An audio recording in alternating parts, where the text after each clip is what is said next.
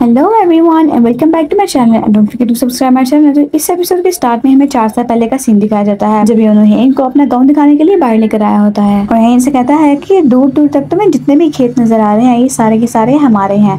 फिर यहाँ वहाँ देखता है और कहता है कि मुझे लगा था कि माँ यहीं पड़ी होंगी लेकिन शायद वो यहाँ पर नहीं दुकान पर है। मेरी माँ एक सुपरमार्केट चलाती है और मैंने तुम्हें बताया था ना कि मेरी फैमिली यहाँ की सबसे इज्जतदार और सबसे अमीर फैमिली है। तो हेन कहती है कि हाँ और योनो बस स्माइल कर रहा होता है। फिर वो दोनों सुपरमार्केट आते हैं। योनो अपनी मॉम को काफी आवाज देता है लेकिन वो यहाँ पर भी नहीं होती। तो योनो कहता है कि कमाल है वो यहाँ पर भी नहीं है। फिर वो हेन को सभी आइस पॉप दिखाता है और कहता है कि तुम्हें जो भी पसंद है तुम यहाँ से ले लो। तो हेन ऊपर आती है उसको देखने लगती है। फिर इतने में योनो एक आइस पॉप निकालता है और कहता है कि ये यहाँ पर न्यू फ्लेवर आया है तुम इसे ट्राई करो। तो हेन कहती है कि ये तो स्ट्रॉबेरी फ्लेवर है। तो योनो कहता है कि हाँ बहुत बिकता है ये, जब स्कूल से छुट्टी होगी तो तब देखना बहुत जल्दी बिकता है ये। फिर योनो हेन के हाथ में खाने के लिए एक आइस पॉप दे देता है। हेन खाती है तो कहती है कि ये कितना ठंडा और टेस्टी है, मैंने इसे पहली बार खाया है। तो योनो कहता है कि क्या ये तुमने पहली बार खाया है, क्या तुमने इससे पहले कभी नहीं खाया? हाँ चलो अभी छोड़ो, अभी तो नहीं खाती होगी लेकिन क्या बचपन में भी तुमने ये कभी नहीं खाया? तो हेन कहती है कि नहीं और ये सुनकर योनो को थोड़ा सा बुरा लगता है। फिर योनो कहता है कि अगर मैं सच बताऊं तो मुझे कभी कभी तुम पर शक होता था।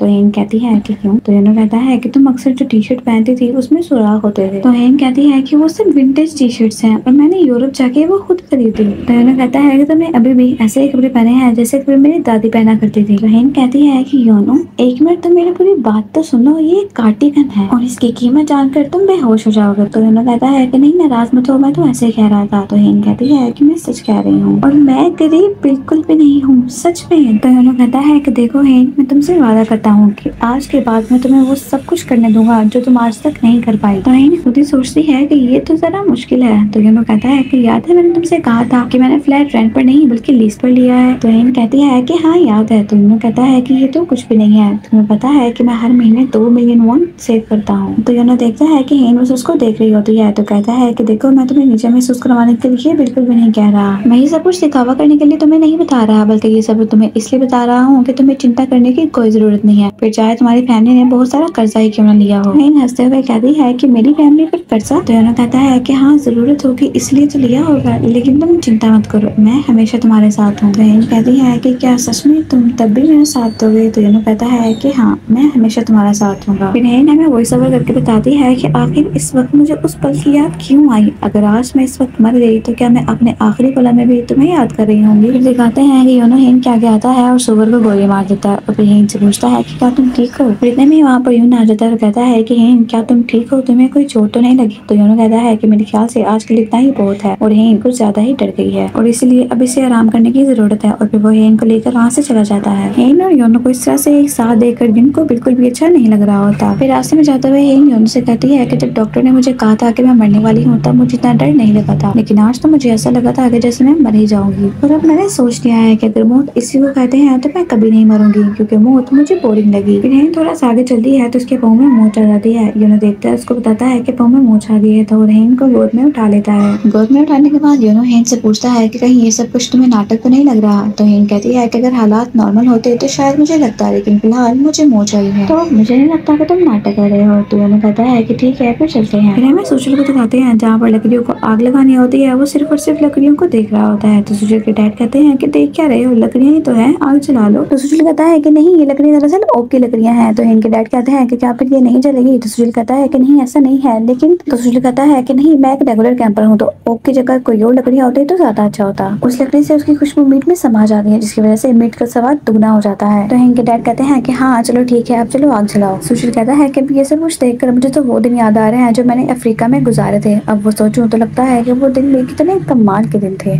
और कितना जंगली था मैं। तो इनके डैड कहते हैं कि क्या तुम उस वक्त की बात कर रहे हो कि जब तुमने मच्छरों के डर से पूरा हफ्ता होटल के अंदर ही गुजारा था? तो सुशील कहता है कि हाँ तो इसमें क्या हो गया, मैंने जंगल का सारा मजा खिड़की से उठा लिया था। तो इनके डैड उसकी बात पर हंसने लगते हैं। फिर सुशील आग जलाने की कोशिश करता है लेकिन आग तो नहीं जलती, सिर्फ और सिर्फ धुआं निकलता है। तो इनके डैड कहते हैं कि ये तुमने क्या किया? तो सुशील कहता है कि लगता है कि लकड़ी में अभी भी मॉइस्ट मौजूद है, अगर लकड़ी ऐसी हो तो पहुंचे हुए कैंपर्स भी कुछ नहीं कर सकते और ऐसा तो बहुत होता है। तो इनके डैड कहते हैं कि योनो तो किसी भी तरह की लकड़ी से आग जला लेता है। तो सुशील कहता है कि जीजा जी तो गांव में पले बड़े हैं, वो गांव में बड़े हुए हैं, उनके लिए ये सब कुछ करना तो आसान होगा, तो आप मेरा कंपैरिजन उनसे मत कीजिए और मैंने बचपन में सिर्फ और सिर्फ पढ़ाई की है। तो मोचा कहती है कि तुम्हारा तो हद से ज्यादा सिर्फ मुंह ही चलता है। तो इनके डैड कहते हैं कि लेकिन ये योनो रह कहाँ गया है और तुम एक काम करो तुम ये सब कुछ रहने दो, योनो से कह दो योनो ये कर लेगा। तो सुशील कहता है कि नहीं नहीं मैं ये कर लूंगा, वो लोग कभी आपस में ये सब बातें कर रहे होते हैं कि बोंचा योनो और हेन को देखती है और कहती है ओह माय गॉश।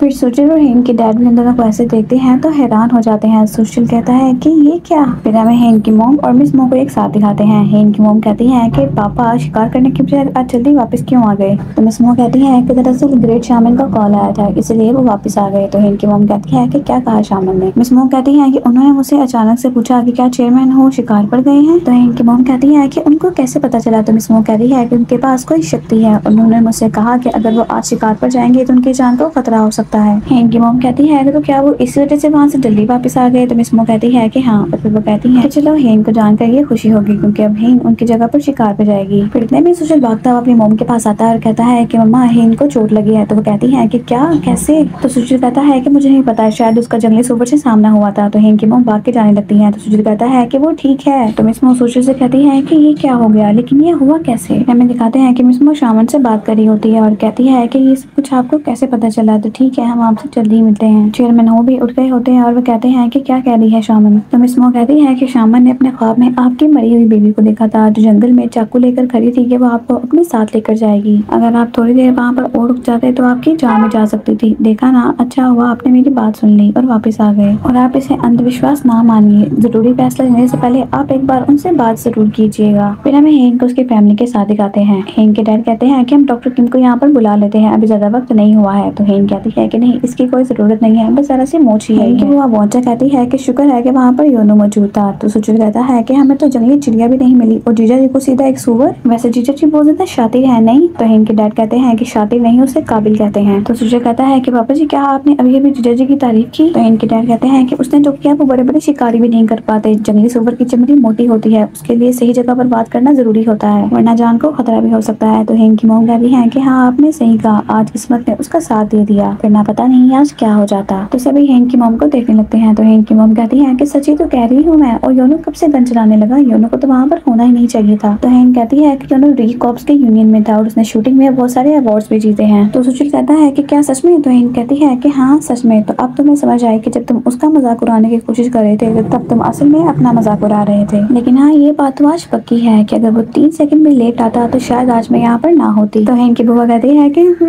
क्या पैकेज चुना है। तो हेन कहती है कि क्या मतलब। तो हेन की बुआ कहती है कि वो कैसे तुम्हें अपने हाथों में उठा कर ले आया था और मैं तो पहले ही समझ गई थी कि वो हाथ इतने मजबूत ऑफिस में बैठकर पेन चलाने से नहीं हुए हैं। तो हेन के डैड कहते हैं कि ये तुम्हें कैसे पता। तो मोचा कहती है कि जब मैं जेल में थी उसने अपने इन्हीं हाथों से मुझे एग्रीमेंट पकड़ाया था और कहा था कि यहाँ पर साइन करो और तभी मैं पिघल गई। तो हेन कहती है कि बुआ। तो सुशील कहता है कि क्या बुआ अभी। फिर हमें यानकी को दिखाते हैं जो योनो से बात कर रहा था। उसको कहता है कि कभी कभी तो मुझे हैरान कर देता है तुमने इतने कम वक्त में ऐसा जजमेंट कैसे लिया। तो योनो कहता है कि मैंने कोई जजमेंट नहीं लिया यार मेरी बॉडी ऐसे था जैसे मेरे कंट्रोल में ही नहीं थी। तो यानकी कहता है कि हाँ जैसे कि तेरी बॉडी जानती थी कि इस औरत को अभी नहीं मरना होगा इसे तुम्हें अभी बचाना है ताकि वो वसीयत मेरे नाम कर सके है ना। प्रियोनो मोबाइल को नीचे कर लेता है और कॉल बंद हो जाती है। प्रियोनो देखता है कि रिस्ट्रिक्टेड एरिया में से किसी ने नेट को काटा होता है और सुअर को बाहर लाने के लिए किसी ने उसको चारा भी डाला होता है। फिर हमें सबको डिनर के लिए डाइनिंग टेबल पर दिखाया जाता है। दादाजी पूछते हैं कि हेन कहाँ है। तो हेन की मॉम बताती है कि वो दवाई लेकर आराम करने के लिए गई है। तो मिस मो कहती है कि अच्छा किया और वैसे भी वो तो बहुत डर गई होगी। तो योनो कहता है कि मैं कुछ देर पहले जंगल में गया था और मैंने वहाँ पर देखा है कि किसी ने वहाँ पर नेट को काटा हुआ था और वो सुअर पहले से ही जख्मी था। तो मेरे ख्याल से सुअर वहीं से ही अंदर आया था। तो मिस मो कहती है कि वो वही रास्ता था जहाँ से चेयरमैन होंग जाने वाले थे। तो बोंचा कहती है कि आखिर तुम क्या कहना चाहती हो कि कोई पापा की जान के पीछे पड़ा है और उसने जानबूझकर जंगली सुअर को वहाँ पर छोड़ा था। तो मिस मो कहती है कि मैं तो बस ये कहना चाहती हूँ कि हमें थोड़ा सा सतर्क रहना होगा। तो ग्रेस कहती है कि मैं वहाँ पर जाकर सीसीटीवी फुटेज चेक करती हूँ। तो चेयरमैन होंग कहते हैं कि मैं वहाँ पर जाकर खुद ही देखूंगा। तो ग्रेस कहती है कि क्या आप खुद वहाँ जाकर देखेंगे। तो चेयरमैन होंग कहते हैं कि हाँ। तो ग्रेस कहती है कि ठीक है मैं सब कुछ सेट कर देती हूँ। तो चेयरमैन होंग यून से कहते हैं कि मिस्टर यून मैं आपसे माफी चाहता हूँ कि हमने आपको यहाँ पर इन्वाइट किया और यहाँ पर इतना बड़ा हादसा हो गया। तो यून कहता है कि नहीं कोई बात नहीं आप मुझे शर्मिंदा मत कीजिए। फिर चेयरमैन होंग कहते हैं कि आप प्लीज ये सूप ट्राई करके देखिए ना ये उसी चिड़िया का है जिसे मैंने मारा था। तो मोचा ये सुनकर हंसने लगकर कहती है कि क्या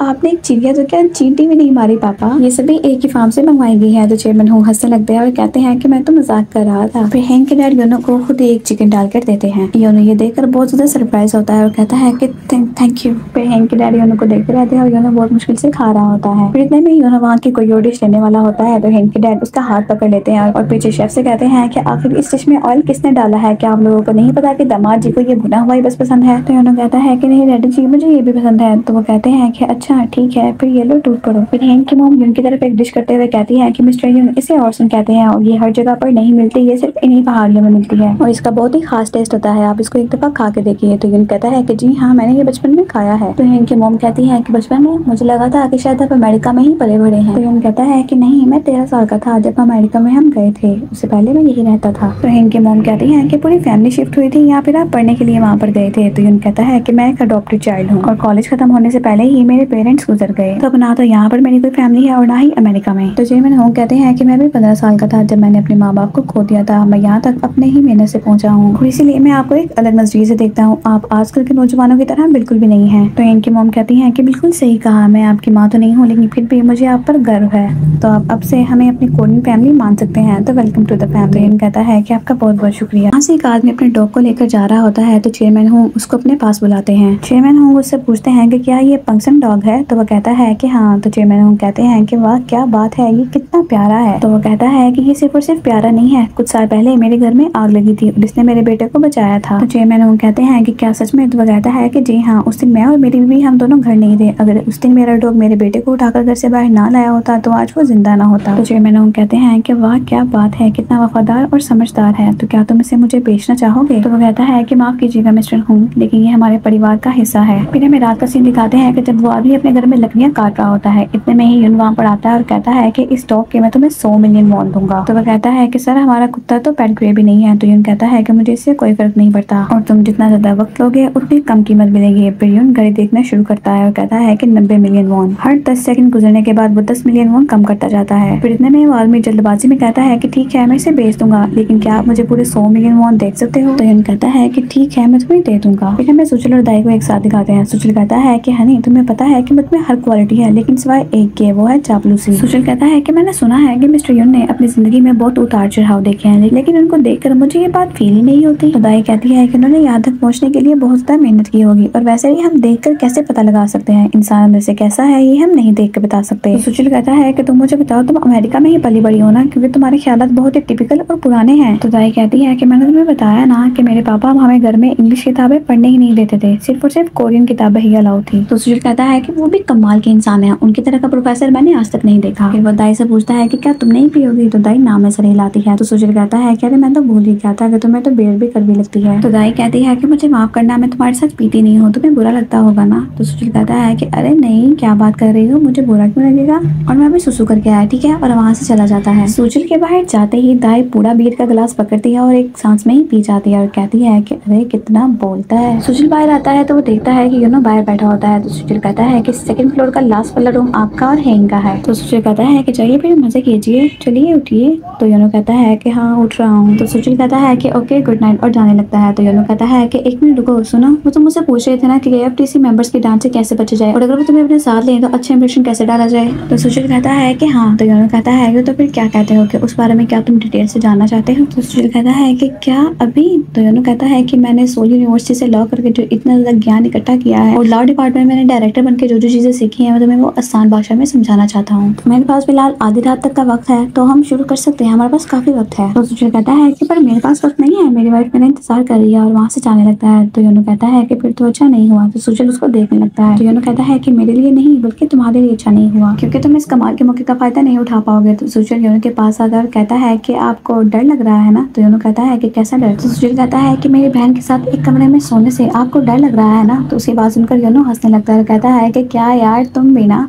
मुझे उससे क्यों डर लगेगा, हम दोनों की तो शादी हो चुकी है, तो भला मुझे उसके साथ सोने में डर क्यों लगेगा। तो सुचल कहता है कि हाँ हाँ ठीक है चलिए अब जाएं। तो यूनो गलत साइड को जाने लगता है और कहता है कि अरे आप वहाँ कहाँ जा रहे हैं, सेकंड फ्लोर तो इस तरफ है। फिर यूनो अपने रूम की तरफ जाने लगता है। तो सुचल कहता है कि बेचारे जीजा जी कहाँ फंस गए। फिर जब सुचल अपने रूम में आता है तो देखता है कि उसकी शराब गायब होती है, यानी खत्म हो गई होती है। तो वो कहता है कि मेरी शराब कहाँ गई। तो दाई कहती है कि क्या मतलब कहाँ गई, सारी तो पी गए तुम। तो सुचल कहता है कि अच्छा। तो दाई कहती है कि लगता है कि तुम्हें बहुत हो गई है क्यूटी। फिर वो कहती है कि चलो अब हम सोने के लिए चलते हैं, सोने के लिए जाते हैं। तो सुचल कहता है कि वाह मैं सारी की सारी पी क्या? फिर हमें योनो को दिखाते हैं जो दबे पर रूम के अंदर एंटर होता है। फिर देखता है कि हेन सोई रही होती है तो अपनी जैकेट उतारता है और दोबारा से हेन को देखने लगता है कि कहीं वो उठ तो नहीं गई। फिर वो बहुत ही आराम से ब्लैंकेट को पकड़ता है और अभी बैठने वाला होता ही है कि हेन कहती है कि कहाँ थी तुम अभी तक? तो योनो कहता है कि तुम सोए नहीं अभी तक? तो हेन कहती है कि सोने की कोशिश कर रही हूँ। आने में तुमने इतनी देर क्यों लगा दी? तो योनो कहता है कि वो सोचा कुछ पूछ रहा था तो बस बात कर रहे थे। तो ये बात सुनकर हेन फौरन से बैठ जाती है और कहती है कि क्या वो गधा वो आधी रात को तुम्हें तंग कर रहा था? तो योनो डरते हुए कहता है कि मेरी जान हेन,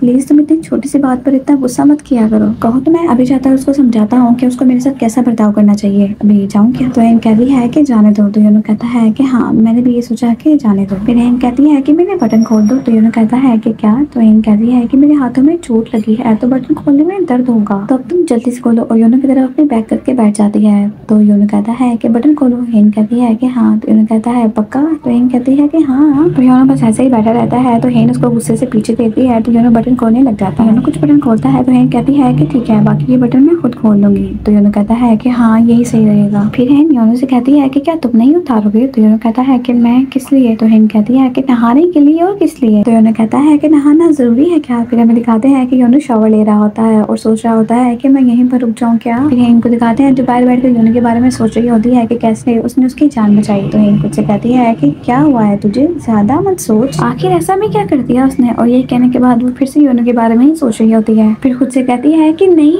बस कर, उस स्लो मोशन में सोचना बंद कर। और वो बार बार खुद को कहने और समझाने के बाद भी योनो के बारे में ही सोच रही होती है। फिर अभी लास्ट पे वो कह रही होती है कि बस कर हेन बस कर। इतने में योनो शावर लेकर बाहर आ जाता है। योनो सिर्फ और सिर्फ टॉवल में होता है, बाहर आता है और कहता है कि वो अंदर बाथरूम नहीं है। तो हेन कहती है कि अच्छा। फिर योनो बाथरूम पहन रहा होता है, हेन उसको पीछे से देख रही होती है। लेकिन जैसे ही योनो हेन को देखता है हेन अपना चेहरा दूसरी तरफ कर लेती है और फिर हेन खुद नहाने के लिए आ जाती है। वॉशरूम में आती है और सोचने लगती है और कहती है कि क्या समझता है वो खुद को, वो कोई मॉडल है क्या? बिना कपड़ों के ये पहली बार देखा उसे, ये हो क्या रहा है मुझे बस अब और नहीं। एकदम ही योनो डोर नॉक करता है और अंदर आ जाता है। हेन उसको फिर से बस देखने लगती है। फिर उसे पूछती है कि अब क्या चाहिए तुम्हें? दोनों कहता है कि नहीं कुछ नहीं, वो दरअसल फर्श गीला है ना, मैंने सोचा कि मैं इसको साफ कर दूं। तुम्हें गीला फर्श पसंद नहीं है ना? तो हेन कहती है कि नहीं इसकी जरूरत नहीं है, तुम जाकर अपने बाल संभालो। उसको कहती है कि एक मिनट, तुम कहीं खुद को शीशे में देखकर कोई बॉलीवुड का हीरो तो नहीं समझ रहे जो बारिश में भी अभी भीग कर आया हो, या फिर अपने आप को कोई सुपर मॉडल समझ रही हो जो जानबूझकर अपने बाल बिना सुखाए मेरे सामने आकर खड़े हो गए? तो योनो कहता है कि ऐसा कुछ नहीं है। तो हेन कहती है कि अगर ऐसा कुछ नहीं है तो जाकर अपने बाल सुखाओ। तो योनो कहता है कि ठीक है जाता हूँ और वहां से चला जाता है। हेन कहती है कि हद है, आखिर ये करना क्या चाहता है? और मुझे पता है वो ये सब कुछ जानबूझकर कर रहा है। फिर हमें दिखाते हैं कि वो दोनों सोने के लिए बेड पर लेट गए होते हैं। तो हेन अभी उठी हुई होती है तो योनो से कहती है कि क्या तुम सो गए? तो योनो कहता है कि नहीं अभी तक तो नहीं, यहाँ का बेड बहुत छोटा है, क्या ये क्वीन साइज है? तो हेन कहती है कि किंग साइज है। तो योनो कहता है कि अच्छा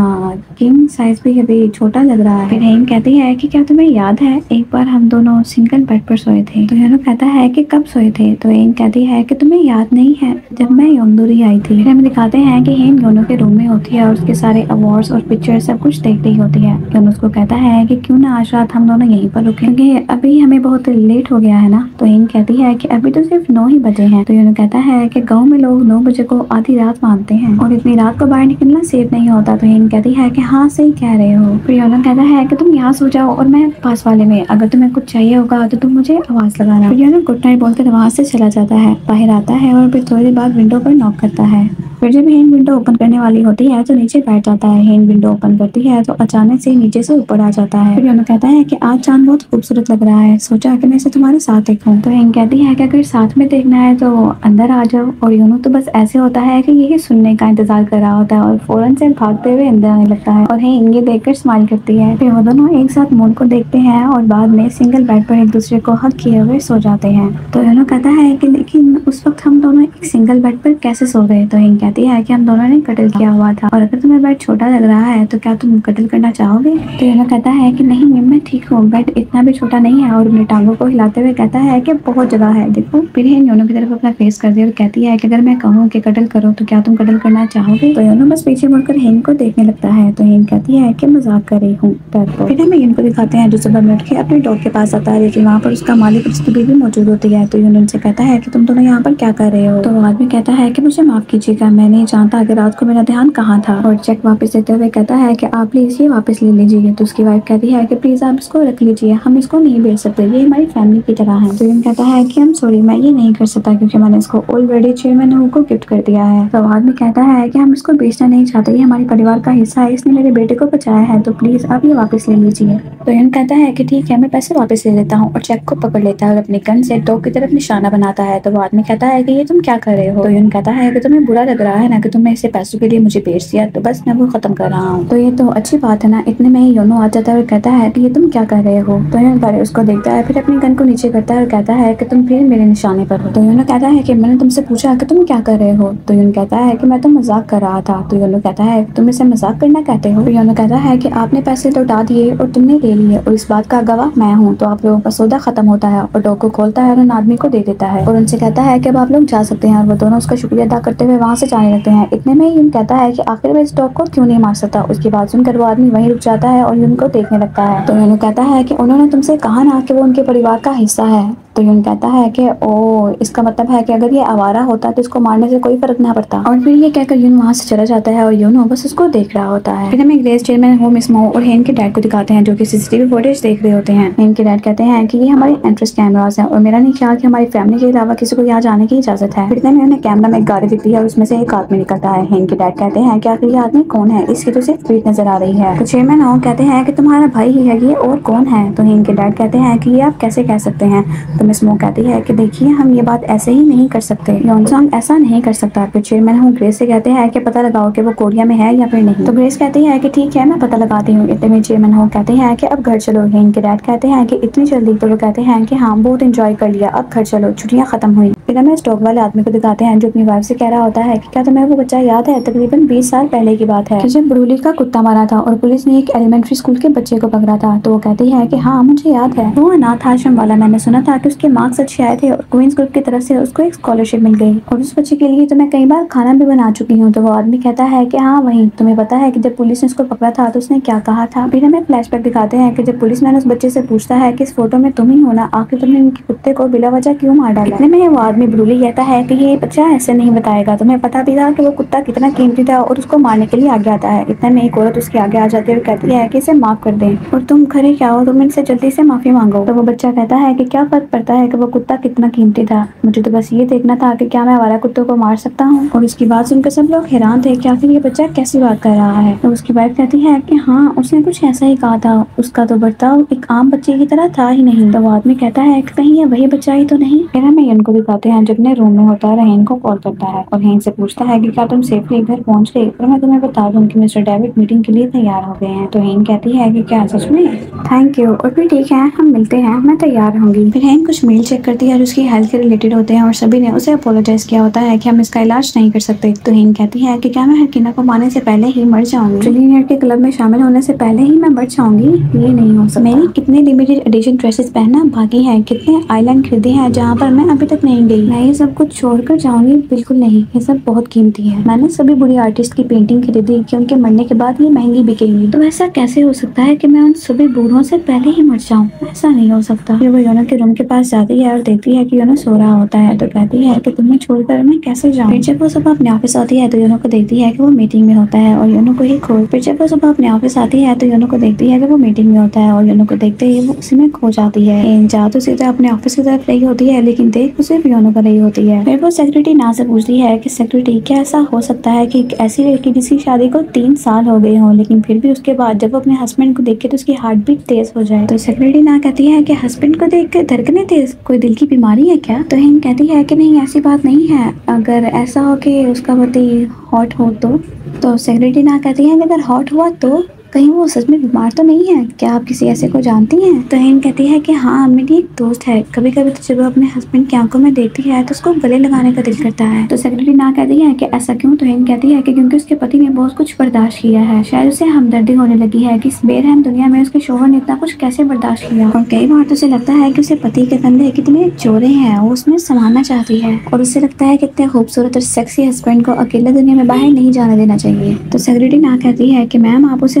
हॉस्पिटल जाने को कही है, वो सच में बीमार है। तो हिंद कहती है कि क्या सच में? तो सेक्रेटरी ना कहती है कि जी हाँ, और उसे कहिएगा कि अपने दिमाग का सीटी स्कैन करवा ले, उसका दिमाग ठीक से काम नहीं कर रहा। तो हिंद कहती है कि हाँ तुम सही कह रही हो। फिर हमें हिंद को डॉक्टर के पास दिखाते हैं। हिंद डॉक्टर से कहती है कि डॉक्टर आजकल मुझे बहुत ही अजीब लग रहा है। डॉक्टर कहते हैं कि क्यों, क्या हुआ? तो हिंद कहती है कि मैं किसी मासूम इंसान को या मासूम चीज को देखती हूँ तो मेरा दिल करता है कि मैं उससे प्यार करूँ। तो डॉक्टर कहते हैं कि ये अजीब कैसे हुआ? तो हिंद कहती है कि क्योंकि मैं पहले ऐसी नहीं थी, मैं पहले बहुत ही बेहतर थी, तो इसलिए ये सब कुछ मुझे अजीब लग रहा है। फिर हमें हिंद को दिखाते हैं जो बारिश में एक बिल्ली के बच्चे के लिए अम्ब्रेला लेकर खड़ी होती है। जैसे ही वो बिल्ली मियाऊ करती है तो हिंद कहती है कि चुप कर, तेरी वजह से मैं यहाँ छाता लेकर खड़ी हूँ और इस वजह से मेरा हाथ पे दर्द कर रहा है। फिर हमें बताते हैं कि हिंद ऑफिस में होती है और वो देखती है कि वहाँ पर एक आदमी सभी एम्प्लॉयज को जूस बेच रहा होता है। हिंद उसको देखने लगती है तो वो वहाँ से भाग जाता है। हिंद अपने सेक्रेटरी से कहती है कि ये कौन था, पता है ना कि ऑफिस में ये सब कुछ जाकर बेचना अलाउ नहीं है। तो सेक्रेटरी ना कहती है कि मुझे माफ कीजिएगा, दरअसल ये मेरे दोस्त का पति है। तो हिंद कहती है कि अगर वो तुम्हारे दोस्त का पति है तो क्या इसके लिए मैं अपने रूल्स चेंज करूँ? तो सेक्रेटरी ना कहती है कि वो मैंने सुना कि उनका बच्चा बीमार है, बस इसलिए मैं उनकी मदद कर रही थी, देखिए मुझे माफ कीजिएगा, अब वो यहाँ पर नहीं आएगा। तो हिंद कहती है कि बच्चा बीमार है तो मुझे बताओ कि इनका बच्चा कब तक ठीक होगा? सेक्रेटरी ना बोलने वाली होती है तो हिंद कहती है कि जाने दो, 1 हफ्ता या 2 हफ्ते, जब तक उसका बच्चा ठीक नहीं होता वो यहाँ पर ये चीज सेल कर सकता है। सेक्रेटरी ना हैरान हो जाती है और कहती है कि वो यहाँ पर आ सकता है। तो हिंद कहती है कि अगर उसके बाद भी वो यहाँ पर दिखा तो उसका जो अंजाम होगा उसकी जिम्मेदार तुम होगी। फिर हमें हिंद के स्टोर की एक लड़की को दिखाते हैं जो अपनी माँ की तबीयत की वजह से रो रही होती है। उसका नाम मिंजी होता है। तो उसकी दोस्त उसको कहती है कि सब कुछ ठीक हो जाएगा, तुम बस रो मत। उन दोनों के वहाँ से जाते ही हिंद वॉशरूम से बाहर आती है और हिंद कहती है कि सब सुन लिया मैंने, क्या बस उसी की माँ बीमार है, ठीक हो जाएगी उसकी माँ, इसमें रोने वाली क्या बात है? और हिंद की आंखों में खुद आंसू होते हैं। फिर हिंद रोने लगती है और कहती है कि आखिर इस दुनिया में इतने बीमार लोग क्यों हैं, ऐसा क्यों होता है? हिंद डॉक्टर से कहती है कि मैं ऐसी लड़की नहीं थी, कोई रोए धोए चिल्लाए पीटे कुछ भी करे मुझे इन सबसे कुछ फर्क नहीं पड़ता था, फिर अब ये सब कुछ मेरे साथ क्या हो रहा है? हस्बैंड को देखकर मेरा दिल जोर जोर से धड़कता है, मेरे ख्याल से मेरे दिमाग ने सही तरह से काम करना बंद कर दिया है, क्या ये ट्यूमर की वजह से हो रहा है डॉक्टर? तो डॉक्टर कहते हैं कि मुझे लगता है कि जब किसी इंसान की मौत उसके करीब होती है तो उसमें ये बदलाव आना नॉर्मल है। अचानक ही ऐसा एहसास भी होता है कि उसको याद आता है कि ऐसा वक्त भी आएगा जब वो इस दुनिया में नहीं होगा। जब किसी की मौत करीब आती है तो वो बदल जाते हैं और तुम जल्दी मरने वाली हो, आप मुझसे यही कहना चाहते हैं ना? तो हिंद डॉक्टर से कहती है मैं बहुत बार मरते मरते बची हूँ, जब भी मौत मेरे करीब आई मैं किसी चमत्कार की वजह से बच निकली। फिर हिंद कहती है कि अगर आप मेरा इलाज करने की काबिलियत नहीं रखते तो हार मान जाइए और बस देखते जाइए कि इस बार में मुझे कोई चमत्कार कैसे बचाता है। फिर हमें दिखा रहे हैं कि योनो चेयरमैन होंग के बड़े बेटे योंगसंग के पास आते हैं और योनो को देखते हैं और कहते हैं कि बोलिए दामाद जी कैसे आना हुआ। फिर वो देखते हैं कि हिंद के डैड भी उनके साथ होते हैं। फिर बाद में योंगसंग को दिखाते हैं जो चिल्ला रहा होता है कि हाँ मैं वहाँ पर आया था, तो इससे तुम्हें क्या मसला है? तो हिंद के डैड कहते हैं कि तुम वहाँ पर क्या करने आए थे? तो योंगसंग कहता है कि मैं वहाँ पर पापा से मिलने आया था, वो हर साल वहाँ पर शिकार करने के लिए जाते हैं। तो हिंद के डैड कहते हैं कि फिर तुम मुझसे मिले बिना वापस क्यों आ गए? तो योंगसंग कहता है कि क्या तुम उस पर शक कर रहे हो? तो हिंद के डैड कहते हैं कि सिक्योरिटी फेंस कटा हुआ था, उस सुअर को ललचाने के लिए वहाँ पर चारा भी डाला गया था, जख्मी सुअर फिर वहाँ पर घूमता रहा, उसने फिर हिंद पर अटैक किया, मेरी बेटी मरती मरती बची है, तो जो कुछ भी हुआ मुझे साफ साफ बताओ और ये तुम्हें आखिरी वार्निंग है। योंगसंग कहता है कि अपनी बेटी पर आए तो तुम्हें अब तकलीफ हो रही है, जब मुझे लात मारकर निकाला गया था तब तुम कहाँ थे? फिर वो बताता है कि मैं पापा से मिलने के लिए वहाँ पर आया था, मैं जानता था कि वो शिकार के लिए जरूर आए होंगे, लेकिन फिर मिस मोहन ने मुझसे कहा कि पापा सो रहे हैं और मुझे वहाँ से जाने के लिए कह दिया। मैंने उसको बहुत ज्यादा रिक्वेस्ट की थी कि मुझे पापा से मिलने दो, लेकिन वो नहीं माने, तो फिर मैं यहाँ पर लौट कर वापस आ गया और यही सच है। फिर वो इनके डैड से कहते हैं कि मुझे एक बार तुम पापा से मिलने दो, इससे पहले कि देर हो जाए, मैं समझौता करना चाहता हूँ। इनके डैड कहते हैं कि टूटे हुए रिश्तों को वापस जोड़ने से उनके बीच की दरार कभी भी कम नहीं होती। फिर जब वो लोग जा रहे होते हैं तो इनके डैड कहते हैं कि योनो मेरी फैमिली बहुत ज्यादा अजीब है ना? तो योनो कहता है कि नहीं सर। तो वो कहते हैं कि हमारे आपस में एक दूसरे को किए हुए 5 केसेस हैं और तुम इस फैमिली का हिस्सा बन चुके हो, जिसकी वजह से तुम्हें हर छोटे से छोटा फैसला भी बहुत सोच समझ कर लेना पड़ता है। फिर वो योनो को थैंक्स कहते हैं और वहाँ से चले जाते हैं। फिर इनके डैड चेयरमैन होंग के पास आ रहे होते हैं तो उन्हें मिस मो मिल जाती है। वो कहती है कि चेयरमैन होंग सोने के लिए चले गए हैं। तो इनके डैड कहते हैं कि इतनी जल्दी? तो मिस मो कहती है कि अगर कोई जरूरी बात है तो मैं उन्हें उठा दूं। तो इनके डैड कहते हैं कि नहीं, मैं बस उनका हाल चाल ही पूछने के लिए आ रहा था। फिर वो जाते हुए रुक जाते हैं। मिस मो से पूछते हैं कि जब हम लोग सभी शिकार पर गए थे तो क्या योंगसंग आपके पास आया था? तो मिस मो कहती है कि नहीं, वो तो मेरे पास नहीं आया, क्या उसने आपसे ऐसे कहा? तो इनके डैड कहते हैं कि क्या वो पापा से मिलना चाहता था? तो मिस मो कहती है कि नहीं, ऐसा तो कुछ भी नहीं है, क्या उसने तुमसे ऐसे कहा? फिर वो कहती है कि देखो मुझे ये कहते हुए अच्छा तो नहीं लग रहा, लेकिन तुम उससे बच के रहो। जब से उसके हाथ से कुर्सी छूटी है तब से उसके सर पर खून सवार है और तबाह हुए लोग बहुत ही खतरनाक होते हैं। फिर हैंक की मॉम को दिखाते हैं जो ग्रेस से पूछ रही होती है कि यून आखिर कैसा इंसान है, क्या तुम इसके बारे में कुछ जानती हो? मैं उनके बिजनेस के बारे में तो सब कुछ जानती हूँ, लेकिन वो इंसान कैसा कैसे हैं ये मुझे नहीं पता। हम जैसे लोग अगर बिना कुछ सोचे समझे दूसरों पर भरोसा कर ले तो ये भारी पड़ सकता है हमें। और अगर किसी भी वजह से सोचल की ये डील फाइनल ना हुई तो अपने बाप को मुंह दिखाने के लायक नहीं बचेगा। तो ग्रेस कहती है कि आप इस बारे में बिल्कुल भी फिक्र मत कीजिए, मैं उनके बारे में चुपके से सब पता लगा लूंगी। फिर हमें उनको दिखाते हैं जो अपने होटल में आता है तो ग्रेस भी उसके पीछे पीछे चल रही होती है। फिर जब यून अपने रूम में चला जाता है तो ग्रेस को उसके रूम का पता नहीं चलता। ग्रेस आहिस्ता आहिस्ता आगे बढ़ रही होती है, इतने में यून अपने रूम का दरवाजा खोल देता है। यून को वैसे सामने देखकर ग्रेस हैरान हो जाती है। तो यून कहता है कि क्या तुम मुझे ढूंढ रही हो? तो ग्रेस कहती है कि आपने तो मुझे डरा ही दिया। यहाँ हम देखते हैं ग्रेस तो पहले से ही यून से मिली हुई होती है। यून कहता है कि अच्छा तुम्हें मेरी जानकारी निकालना चाहते हैं, हद से ज्यादा शातिर हैं ये लोग। तो ग्रेस कहती है कि उसकी तो आदत है हर आने वाले शख्स को शक की नजर से देखने, लेकिन अगर एक बार किसी पर भरोसा कर लिया तो उसके लिए अपने सारे दरवाजे खोल देती है।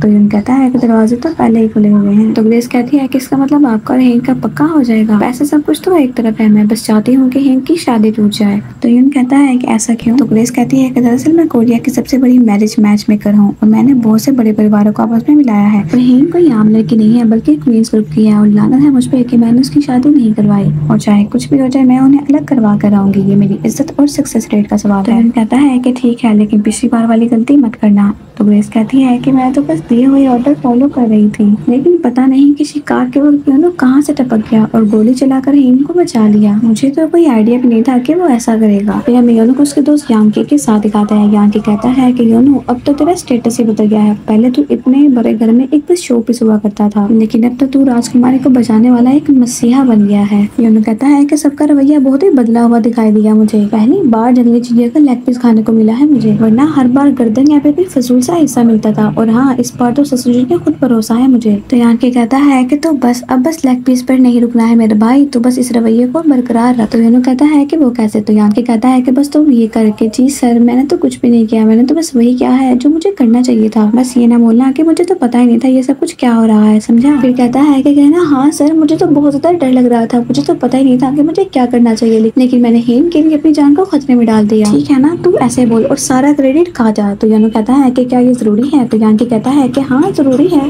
क्रेडिट लेना बिल्कुल एक कॉफी कूपन की तरह होता है, जब तक तुझे 10 कूपन नहीं मिल जाते तब तक वो लोग यकीन ही नहीं करते कि तू एक रेगुलर कस्टमर है, और इसके बाद ही तो तुझे फ्री का कुछ मिल पाएगा। तो योनो कहता है कि देख यार बात ये है कि मुझे फ्री का कुछ चाहिए ही नहीं, मुझे बस बिना शर्त वाले को लिए आजादी चाहिए। तो यांकी कहता है कि कर देना छोटी बात, और अगर इतना ही है तो फिर बाय बाय बोल दे। योनो कहता है कि किसे? Bye bye Italian suit, bye bye designer shoes, goodbye luxury car, और गुड बाय इस महंगी घड़ी को जो हाथ में बंदी है, और गुड बाय कर दो हेंक के सारे प्रॉपर्टी को भी। और फिर योनो वापस जाएगा अपने घर में अपने बगीचे को पानी देने के लिए। लेकिन प्रॉब्लम वहाँ भी है, क्योंकि अगर तुम वहाँ जाएगा ना मेरा भाई तो तेरे परिवार वालों को भी देखकर तुझे खुशी नहीं होगी।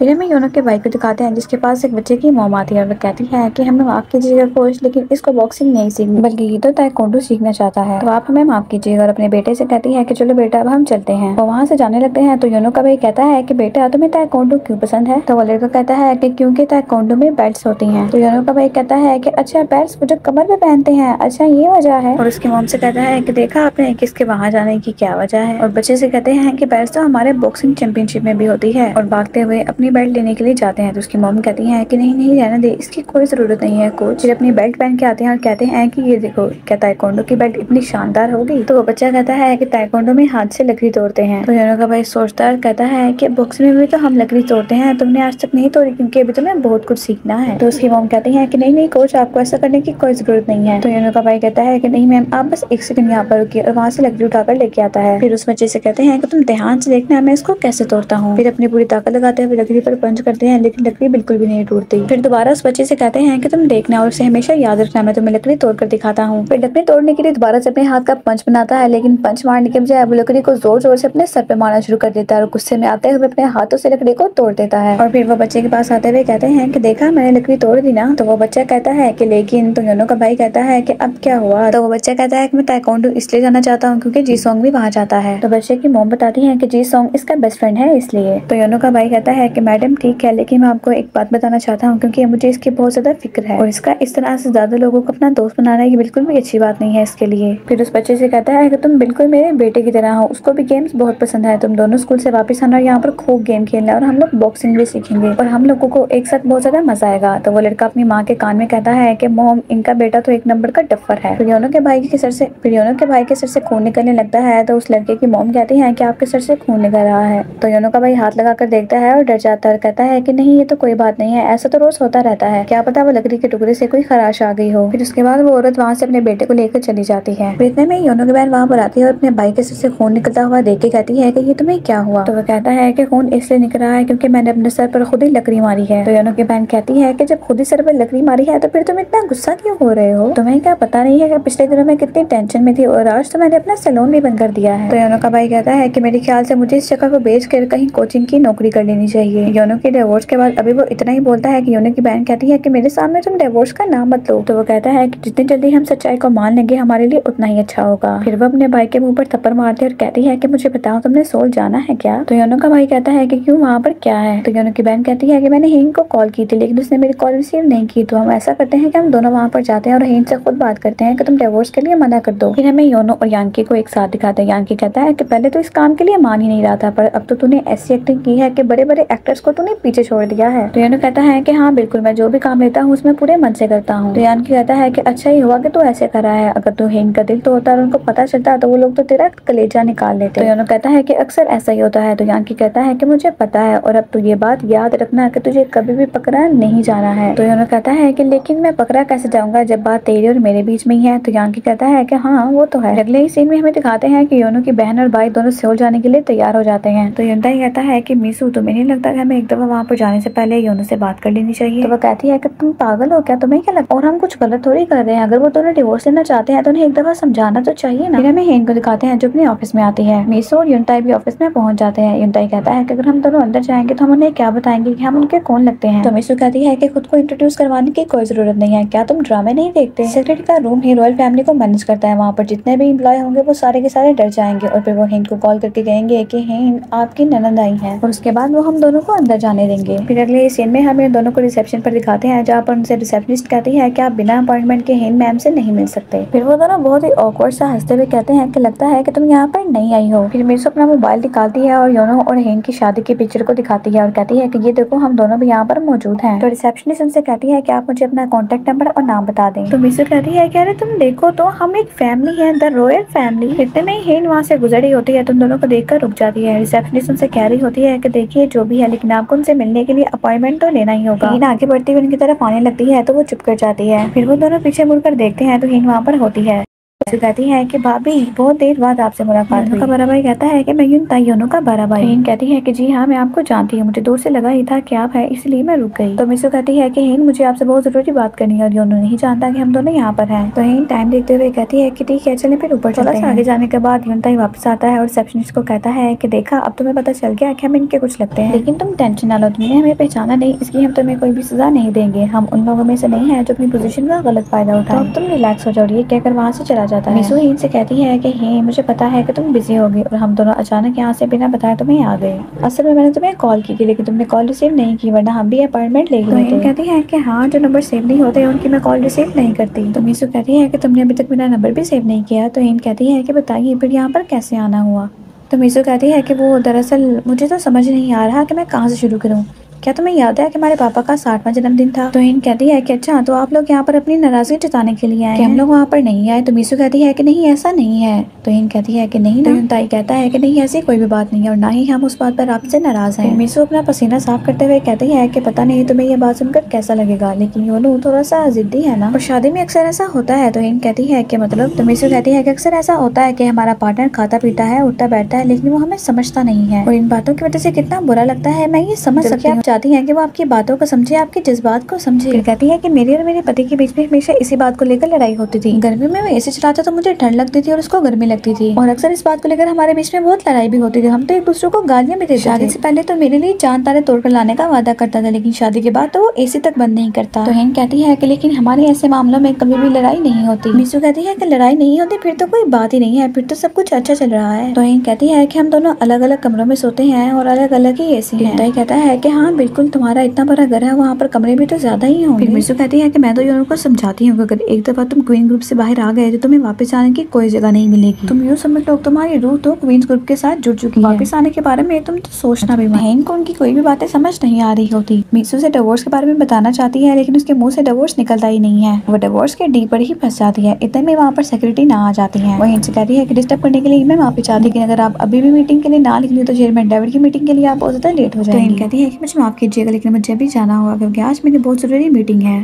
तो मीसू कहती है कि ठीक है, और मैं जो बात तुमसे करना चाहती थी मैं तुम्हें वो टेक्स्ट कर दूंगी, लेकिन प्लीज तुम मेरा नंबर सेव कर लेना। फिर हमें उन लोगों को लिफ्ट में दिखाते हैं जहाँ पर मीसू हेन से बात तो करना चाहती है लेकिन सेक्रेटरी ना की वजह से वो चुप कर जाती है। तो हेन कहती है कि मैं आप लोगों से मिलने के लिए जल्द आऊंगी। मीसू कहती है कि क्या तुम हमसे मिलने के लिए आओगी। युनताई कहता है कि योनो की शादी के बाद हमें कभी मौका ही नहीं मिला कि हम एक साथ बैठकर बातें कर सकें, और जो बिल्डिंग तुमने हमें दी है मुझे उसके लिए तुम्हें शुक्रिया अदा भी करना था। तो हेन कहती है कि क्या बिल्डिंग। तो युनताई कहता है कि जी हाँ, आपने एक बिल्डिंग खरीदी थी ना हमारे गाँव में। तो हेन कहती है कि क्या मेरे वहाँ पर कोई बिल्डिंग भी है। तो सेक्रेटरी ना कहती है कि जी हाँ, आपने वहाँ पर एक बिल्डिंग परचेज की थी, शादी से पहले उन्होंने आपको बताया भी था। हेन कहती है कि अच्छा, तो फिर वो बिल्डिंग आप यूज करते हैं। तो युनताई कहता है कि लेकिन तुम्हें उसकी फिक्र करने की कोई जरूरत नहीं है, मैं उसकी बहुत ही अच्छी से सफाई रखता हूँ, मैं उसकी सीढ़ियाँ भी खुद साफ करता हूँ। तुम बस यूँ समझो कि तुम्हारी वहाँ पर बिल्डिंग कोई है ही नहीं, क्योंकि वहाँ पर तो मैं हूँ ना। फिर गाड़ी में सेक्रेटरी ना हेन से पूछती है कि वैसे मैम आपके ससुराल वाले आपसे मिलने के लिए क्यों आए थे। हेन कहती है कि पता नहीं, वो कह रहे थे कि हम उनके पापा के 60वें जन्मदिन पर नहीं आए। तो सेक्रेटरी ना कहती है कि क्या वो आपसे शिकायत करने के लिए आए थे। तो हेन कहती है कि नहीं, उन्होंने ऐसा कहा तो नहीं। तो सेक्रेटरी कहती है कि फिर वो लोग क्यों आए थे। तो हेन कहती है कि वो लोग कह रहे थे कि शादी गर्मियों में एसी की तरह होती है। सेक्रेटरी कहती है कि इसका क्या मतलब हुआ। तो हेन कहती है कि दोनों को अलग टेम्परेचर चाहिए होता है। तो सेक्रेटरी कहती है कि ये बात तो बिल्कुल सही। फिर हेन मीटिंग वाली जगह पर पहुंचती है तो वहाँ पर सिर्फ यून होता है। हेन कहती है कि मिस्टर डेविड कहाँ है। तो यून कहता है कि उनके बेटे ने करवट ली तो वो यहाँ से चले गए। हेन कहती है कि तुम कहना चाहते हो कि उनके बेटे ने करवट ली तो उसकी वजह से उन्होंने अपनी बिजनेस मीटिंग कैंसिल कर दी। यून कहता है कि उनके लिए उनकी फैमिली इंपॉर्टेंट है। हेन कहती है कि 4 बार डिवोर्स और 60 साल की उम्र में बच्चे पैदा करना, ये सब तो इन्हीं से पता चलता है। क्या बकवास। उन्होंने मुझे ब्लूप्रिंट्स लाने को कहा था इसलिए मैं सब कुछ लेकर आई हूँ। तो यून कहता है कि अच्छी बात है, वैसे चेयरमैन डेविड को अच्छे से पता है कि उनको क्या चाहिए, तो बेहतर यही होगा कि तुम सब कुछ जानकर ही मीटिंग में जाओ। तो हेन कहती है कि और क्या है वो सब कुछ। फिर हमें यून को दिखाते हैं जो ऑफिस में आता है तो उसका सेक्रेटरी कहता है कि सर आप यहाँ पर आके, मुझे लगा था कि शायद आप घर जा चुके हैं। तो यून कहता है कि हाँ, मुझे कुछ इंपॉर्टेंट फाइल्स देखनी थी, तुम घर जा सकते हो। तो वो कहता है कि मैंने सेक्रेटरी ना को ये बोलते हुए सुना है कि आज मिस हेन का कहीं बाहर डिनर का प्लान है, और उन्होंने ये भी कहा है कि आज वो घर लेट आएंगी क्योंकि उनका मिस्टर यून के साथ डिनर है। तो आपको यहाँ पर ज्यादा देर तक रुकने की जरूरत नहीं है, बल्कि घर जाइए और आराम कीजिए। तो यून कहता है कि क्या कहा तुमने, किससे मिलने गई है। फिर हमें यून को दिखाते हैं जो हेन से कहता है कि हरकीना के लिए उनको मल्टीपल फ्लोर्स चाहिए, और ब्लूप्रिंट को देखता हुआ कहता है कि तुम्हें यहाँ पर फैंसी सीढ़ियां बनानी होगी। तो हेन कहती है कि ये ऐसा काम नहीं है, इंटीरियर बदलने से हो जाएगा, मुझे इसका स्ट्रक्चर बदलना पड़ेगा, परमिशन निकालनी पड़ेगी। तो हेन कहता है कि हाँ तुमने सही कहा, और वो उसी के साथ डील करेंगे जो जल्दी से ये सारे चेंजिंग्स करवा लेगा। तो हेन कहती है कि क्या पागलपन है, ये कुछ समझ में नहीं आ रहा। सोचते हुए कहते हैं कि ये सब कुछ फिलहाल बस मैं ही जानती हूँ। तो हेन कहता है कि हाँ बिल्कुल। तो हेन कहती है कि गुड। फिर हमें इनको दिखाते हैं जो फाइल्स को देख रहा होता है। इतने में उसके पास सेक्रेटरी आता है और कहता है कि सर एक और बात, पता नहीं आप जानते हैं लेकिन आपके भाई और बहन मिस हेन से मिलने के लिए आए थे। तो योनो कहता है कि कौन मिलने आया था। तो वो कहता है कि आपके भाई और बहन, मुझे भी इस बारे में नहीं पता था, मैंने भी सेक्रेटरी ना से ही सुना है।